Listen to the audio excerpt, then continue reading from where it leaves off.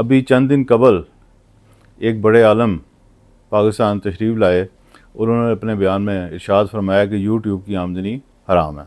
अब बहुत सारे लोगों ने उसके ऊपर अपनी राय दी, उलमा कराम ने भी दी, आम लोगों ने भी दी। अब बहुत सारे उलमा जो हैं वो यूट्यूब से आमदनी हासिल कर रहे हैं, कुछ इसके हक़ में है, कुछ उसके हक़ में नहीं है।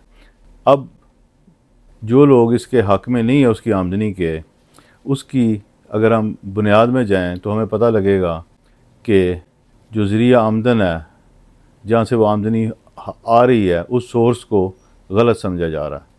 अगर वो सोर्स गलत है, वो हराम है, तो क्या उसके ज़रिए मुफ्त में अपनी तशरीह करवाना हराम के ज़ुमरे में नहीं आएगा?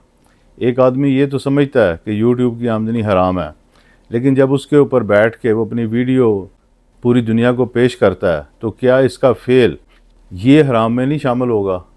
अगर एक चीज़, बुनियादी चीज़ हराम है, तो उससे मुंसलिक तमाम ज़राए आमदन, तमाम मुनाफे हराम होंगे। और अपने आप को दुनिया पूरी में मुतारिफ़ करवाना यूट्यूब के ज़रिए भी एक मुनाफा ही है, एक फ़ायदा ही है। और जो ये फ़ायदा उठा रहा है, बिल यकीन वो भी हराम फ़ायदा ही कहलाएगा। ये अलग बात है कि हराम हलाल के मामले में आमदनी को बुनियाद बना लिया गया है।